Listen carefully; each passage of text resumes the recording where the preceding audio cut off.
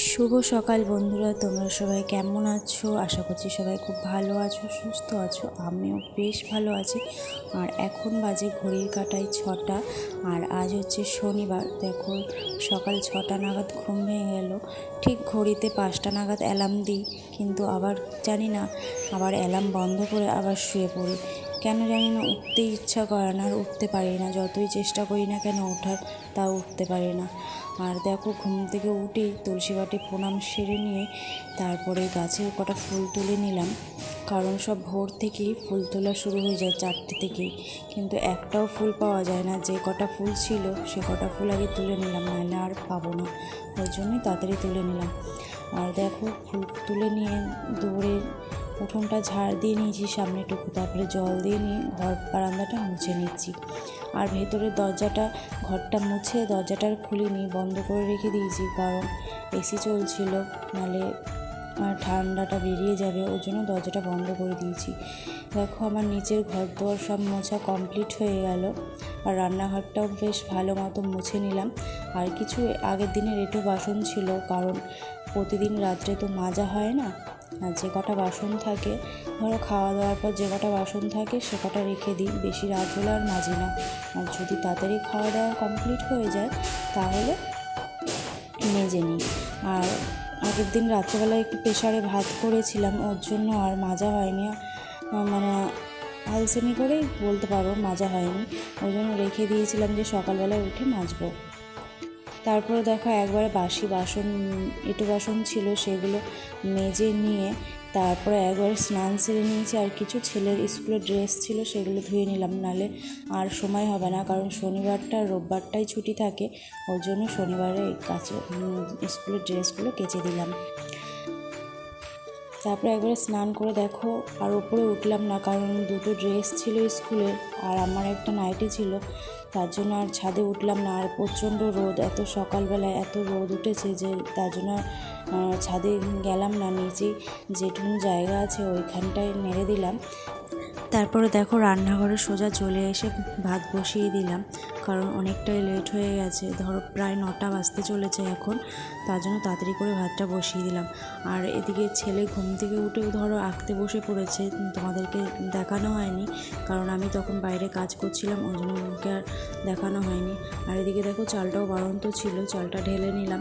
আর মাসকাবারি চালটা আনাই ছিল, অনেক দিন গাফিলতি করে আর চালটা ঢালা হয়নি ড্রামে। আর বন্ধুরা, ভিডিওতে ধরো ভয়েস দেওয়ার সময় কিছু যদি আওয়াজ মানে তোমরা শুনতেই পারবে, একটু ইগনোর করে যেও।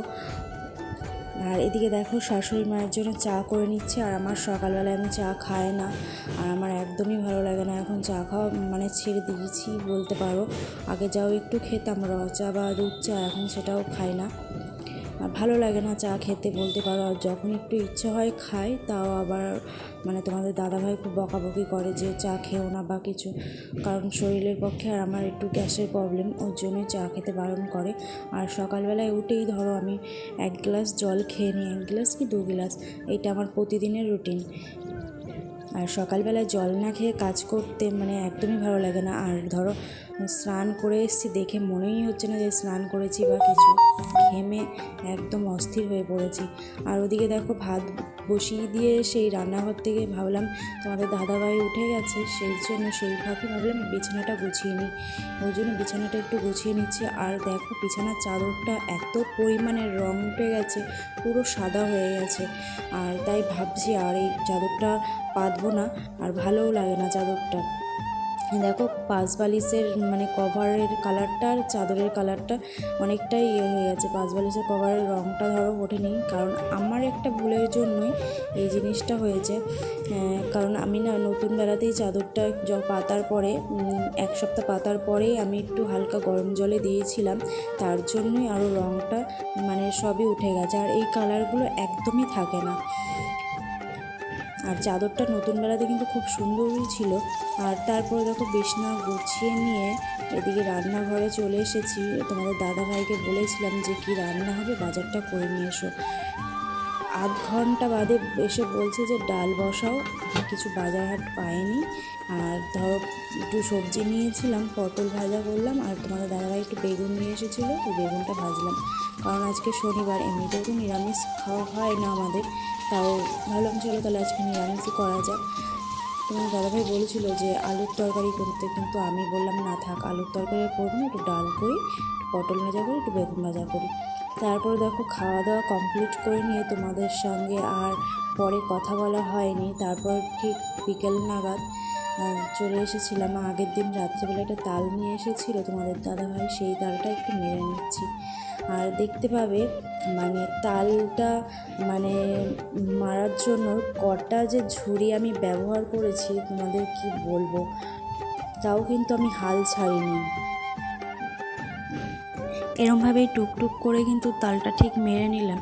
আর একটা ঝুড়ি না, আমি 3টে ঝুড়ি আমি ব্যবহার করেছি লাস্টে। তারপরে ধরো ওই পেঁয়াজ কোচায় যেই মেশিনগুলো হয় সেগুলোতেও করেছি।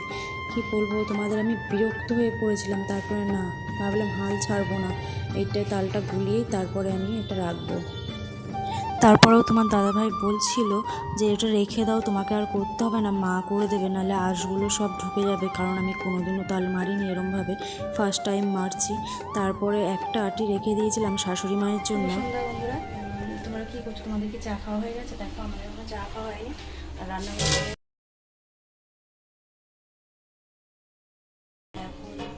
তখন দেখলি যে তালটা মারছিলাম, তালটা মেরে দেখো তারপরে মেখে রেখেছি, খানিকক্ষণ মেখে রেখেছি। এবার তালটা গুলানোর পরে ময়দা দিয়ে, সুজি দিয়ে, আর চালের গুঁড়ো আমি একদম দিইনি, দুধ দিয়ে চিনি দিয়ে মেখে আধ ঘন্টা মতো রেখে দিয়েছিলাম। তারপরে সন্ধ্যেবেলায় রান্নাঘরে এসে এখন ভেজে নিচ্ছি। আর তালের বড়াগুলো কীরকম হলো অবশ্যই কিন্তু কমেন্ট করে জানাবে। এই ভিডিওটি যদি ভালো লেগে থাকে অবশ্যই লাইক, কমেন্ট অ্যান্ড শেয়ার, চ্যানেলটিতে সাবস্ক্রাইব করে দিও। আর বন্ধুরা, তোমরা কীরমভাবে তালের বড়া বানাও অবশ্যই কিন্তু কমেন্ট করতে একদম ভুলবে না। আর আবার তোমাদের সাথে দেখা হবে নেক্সট ভিডিওতে। ততক্ষণ সবাই তোমরা সুস্থ থেকো, ভালো থেকো। আজকের মতো টাটা।